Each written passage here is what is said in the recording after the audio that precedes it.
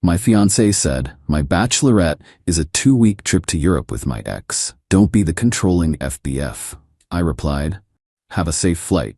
Then I canceled our wedding venue, used the deposit to hire a PI, and served her with a lawsuit at the airport gate when she landed. I, 32 male, proposed to Natasha, 29, 8 months ago. We'd been together 3 years, seemed solid. Wedding was set for late October, venue booked, deposits paid, the whole thing. I handled most of the planning because she claimed event planning stressed her out. Translation, I paid for almost everything while she got veto power. 3 weeks ago, she dropped it casually over dinner. So I've been thinking about my bachelorette party. Yeah, what are you thinking? Vegas with the girls. She picked at her salad. Actually, Vanessa suggested we do something different, more meaningful. Vanessa, her best friend since college. The one who posts passive-aggressive quotes about supporting women's choices whenever anyone questions anything. Okay, like what? A trip to Europe, 2 weeks. I put down my fork. 2 weeks? Tash, the wedding's in 6 weeks, that's cutting it really close. It'll be fine. We'd leave in like 10 days, be back with 2 weeks to spare. Who's going? She hesitated. Red flag number 1. Me, Vanessa, Kelsey, and Devin. My brain did a hard stop. Devin? Your ex Devin? He's in our friend group, babe. Has been for years. It'd be weird not to invite him. Devin. The guy she dated for 2 years before me. The one whose Instagram she still liked every post on. The one who just happened to show up at 3 of our dates early on until I said something. You want your ex-boyfriend on your bachelorette trip. God, here we go. She rolled her eyes. This is exactly why I waited to tell you. I knew you'd make it weird. How is this not weird, Natasha? Because we're adults. Devin and I are friends. That's it. We've been over for 4 years. You need to get past this insecurity thing. Insecurity thing? Yeah. It's not attractive. I'm marrying you, aren't I? That should be enough. We went back and forth for an hour. Every concern I raised got flipped into me being controlling, insecure, not trusting her. She pulled out phrases like emotional maturity and modern relationships, and if you really loved me, you'd support this. Finally, I got tired. You know what? Fine. Do whatever you want. Her face lit up. Really? Yeah. Have a safe flight. She kissed my cheek. Thank you, babe. This is why I love you. You get it. I didn't get shit, but I did start planning. Next morning, I called the venue. Talked to the event coordinator, explained I needed to cancel. They were sympathetic but firm, non-refundable deposit of $8,500, unless I could prove extraordinary circumstances. What counts as extraordinary? Illness, military deployment, death in the family. Why are you canceling, if you don't mind me asking?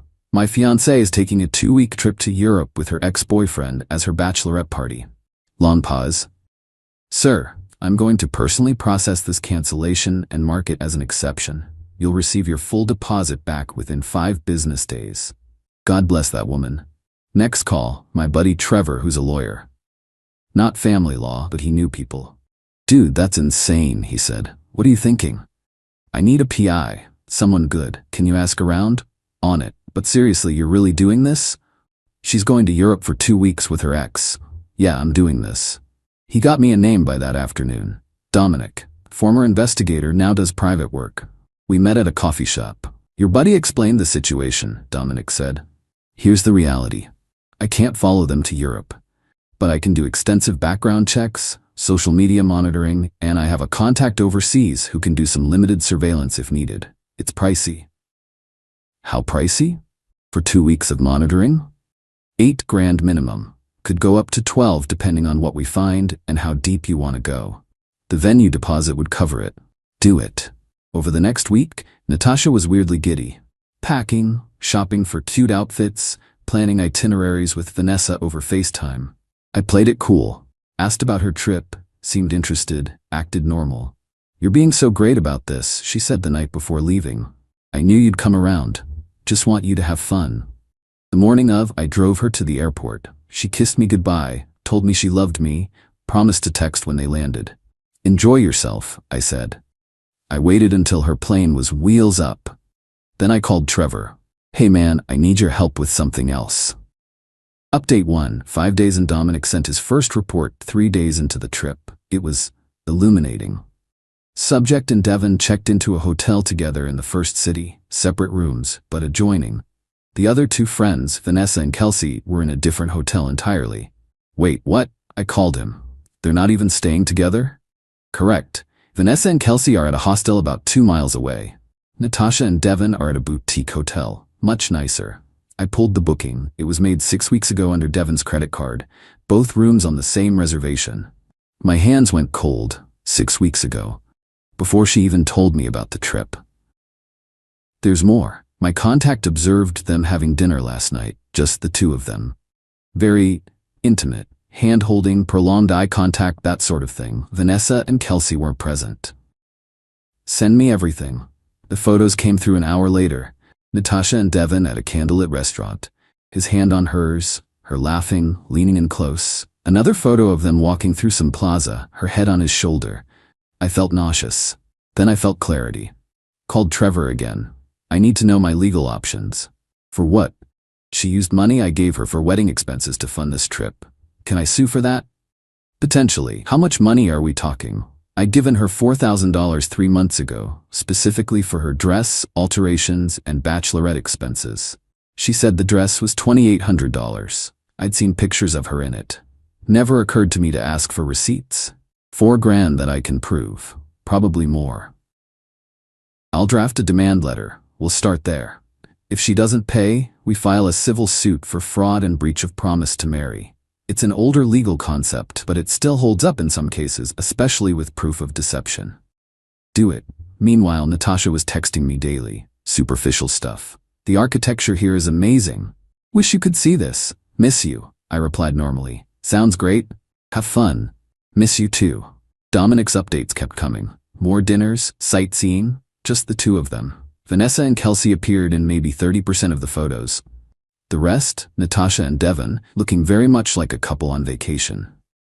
Day 6, she video called me. I almost didn't answer. Hey babe, she was tipsy, clearly. Just wanted to see your face. Hey, having fun? So much fun. This trip was exactly what I needed. Where are Vanessa and Kelsey? Brief hesitation. Oh, I think they went to a pub or something. Devon and I just got back from this incredible restaurant. Just you and Devon? Yeah, the other girls wanted to do their own thing. It's fine though, Dev's been a great tour guide. I bet he has. Sounds nice. We talked for a few more minutes. She seemed completely unbothered, completely convinced she was doing nothing wrong. After we hung up, I opened my laptop and started canceling everything. Every single wedding vendor, the caterer, the photographer, the florist, the DJ. Some I lost deposits on. Others were sympathetic when I explained why. Total recovered, about $14,000 of the $32,000 we'd already put down. I'd paid $28,000 of that. She'd paid $4,000. Well, allegedly paid. I was starting to doubt she'd paid anything. My mom called that night. Honey, I just got a call from the florist. They said you canceled. I told her everything. The trip, the ex, the photos, all of it. Silence on the other end. Then, I never liked her. Mom, I didn't. Too entitled. Always thought she was doing you a favor. You're better off, sweetie. Maybe. Didn't feel better yet. Update 2, the return. 2 weeks later, Natasha's flight was landing at 4:30 p.m. on a Tuesday. I knew because she'd texted me the details, asking if I could pick her up. Can't, sorry. Stuck at work, grab an Uber? Really? After 2 weeks you can't leave early to get me? Sorry babe, crazy deadline. She sent back an annoyed emoji but didn't push it. Trevor and I were waiting at the airport anyway. Not at arrivals, at her gate. With paperwork. The lawsuit had been filed 3 days prior. Civil suit for $4,000 in fraudulent use of funds, plus damages for emotional distress and breach of contract. The demand letter had been sent to her parents' house, her legal address still on her license, while she was gone. We'd gotten the tracking confirmation, someone signed for it. She hadn't mentioned it. Probably didn't know yet. You sure about this? Trevor asked as we waited by the gate. Completely. Passengers started coming through. I spotted Vanessa first, then Kelsey. Then Natasha, laughing at something Devon was saying behind her. She saw me and her face lit up. Then she saw Trevor. Then she saw the manila envelope in my hand. Her smile died. Babe, what are you doing here? I walked over, handed her the envelope. Natasha, You're being served with a civil lawsuit for fraud and misappropriation of funds. Details are inside. What? She stared at the envelope like it was a snake. What are you talking about? The $4,000 I gave you for wedding expenses. You used it to fund this trip with Devin. That's fraud. Devin stepped forward. Dude, that's not. Shut up, Devin. This doesn't concern you. Natasha's face went red. You're insane. I used that money for what you gave it to me for. Really? Where's your dress receipt? It's at home. No, it's not. I checked. You know what I did find? A charge on the credit card you don't know I can see. The one you're an authorized user on. $2,100 to a travel agency. Dated the same week I gave you that money. Her mouth opened. Nothing came out. You lied about the dress cost. You pocketed the difference and used my money to fund a romantic getaway with your ex. That's fraud, Natasha. The wedding is canceled. All of it. Vendors notified. Venue canceled. We're done. People were staring now. Vanessa tried to intervene. Okay, everyone calm down. Vanessa, you helped her plan this. You knew exactly what this trip was. Don't even start. Natasha found her voice, shrill now. You canceled our wedding. You took a 2-week vacation with another man. What did you think was going to happen? It was a bachelorette party. With your ex-boyfriend, who you stayed in a hotel with, who you had romantic dinners with, while your actual friends stayed somewhere else. Yeah, I know all about it. Her face went white. You had someone follow me? I had someone document what you were doing with money you stole from me. And it's all in the lawsuit. You've got 30 days to respond. My lawyer's info is in there. I turned to leave. Trevor followed. Behind us, Natasha started screaming. You can't do this. You're crazy. I didn't do anything wrong. Devin was trying to calm her down. Vanessa was yelling something at me. Kelsey just looked uncomfortable. I didn't look back. In the parking garage, Trevor shook his head. That was nuclear, man. She deserved it. Oh, absolutely. I'm just saying, damn. We grabbed food. I went home. Sat in my apartment, my name on the lease. Thank God we never moved in together officially. And just breathed. My phone started blowing up around 6 p.m. Texts from her, from Vanessa, from numbers I didn't recognize. I blocked them all except Natasha's. I'd need that for evidence. Her texts were a journey. We need to talk about this like adults. You humiliated me in front of everyone. I'm coming over right now. Devin was just a friend. You're being ridiculous. Fine, don't answer. I can't believe you're doing this over nothing. My lawyer says you don't have a case. That last one made me laugh. She didn't have a lawyer. She couldn't afford one. Update 3. Consequences. The next week was chaos. Natasha tried everything. First, she showed up at my apartment. I didn't let her in. She screamed through the door for 20 minutes until a neighbor threatened to call the cops. I got it on my phone video. More evidence. Then she tried to get to me through mutual friends. Painted herself as the victim. He's controlling. He freaked out over a harmless trip. He's trying to financially ruin me. Some people bought it. Most asked questions. Once they heard about Devin, about the separate hotels, about the photos, opinions shifted fast. Her own sister called me. Bridget. We'd always gotten along. Is it true? She asked. About Devin? Yeah. Jesus, I told her not to go on that trip. I told her it looked bad. She insisted it was fine, that you were cool with it. She told you I approved? Yeah. She made it sound like you were totally supportive. I laughed bitterly. She manipulated both of us. I'm sorry. For what it's worth, you dodged a bullet. The lawsuit moved forward. Natasha finally retained a lawyer. Some guy who clearly took the case because she promised she was the victim. His first demand letter was aggressive. Accused me of harassment, defamation, unlawful surveillance. Trevor destroyed it in his response. Pointed out that hiring a licensed investigator is perfectly legal. That truth is a defense to defamation. That she'd committed fraud and we had evidence. Her lawyer went quiet after that. Discovery was beautiful. We subpoenaed her bank records. Found the travel agency charge. Found charges for the boutique hotel. Her card, despite Devin supposedly booking it. Found Venmo payments between her and Devin going back months. Payments labeled with heart emojis and inside jokes. She'd been planning this for a while. Her desperation escalated. She tried to access the joint savings account we'd opened for the wedding. I'd already emptied it and closed it the day after the airport confrontation. My money anyway. I'd contributed 90% of what was in there. The bank called me to confirm, told me she'd shown up in person demanding access. They informed her the account was closed. She left screaming about financial abuse. Then came the nuclear option from her side. Her mom, Patricia, started calling my family. My mom, my dad, even my grandmother. Sob stories about how I'd abandoned Natasha, how I was cruel, how their family was devastated. My mom shut it down fast. Patricia, your daughter took a 2-week romantic vacation with her ex-boyfriend, using my son's money. He has photos. He has receipts. Maybe you should be asking her what she was thinking. Patricia went silent, hung up, didn't call back. The best part came 3 weeks after the airport. Devin posted on social media a long, whiny post about cancel culture and complicated relationships and how some people can't handle modern love. Comments were ruthless. Bro, you went on vacation with another man's fiancée? Modern love, aka cheating? This ain't it, chief? He deleted it within hours. Too late. Screenshots live forever. Natasha tried one final play. She sent me a letter, handwritten, delivered to my apartment building's office. I made mistakes, I see that now, but I love you. I've always loved you. Devin means nothing. It was just comfort, just familiarity. You're who I want to marry. Please, can we talk?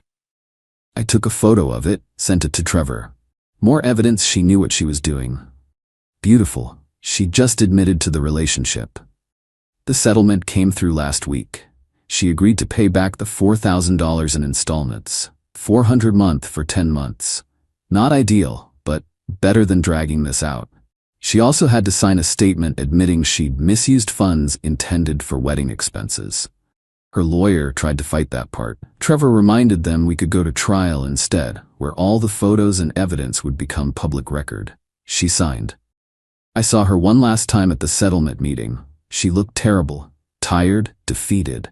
Devin wasn't with her. Apparently they'd had a falling out, shocking absolutely no one. She tried to talk to me as we left. I really am sorry, okay? That's it? Just okay? What do you want, Natasha? You lied, you stole, you embarrassed yourself and me. You nuked our entire future for a trip with your ex. What is there to say? I thought. She trailed off. I thought I could have both. Have both what? The security of you and the excitement of him. At least she was honest finally. How'd that work out? She didn't answer. I walked away.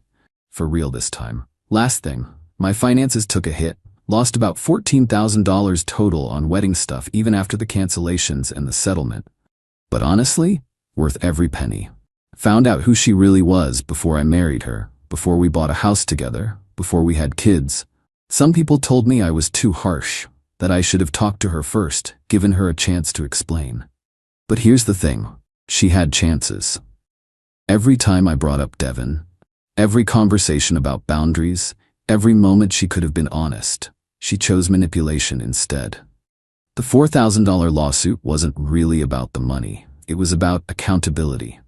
She needed to face a consequence that couldn't be argued away or blamed on my insecurity. And she did. I'm doing all right now. Work's busy, apartment's quiet.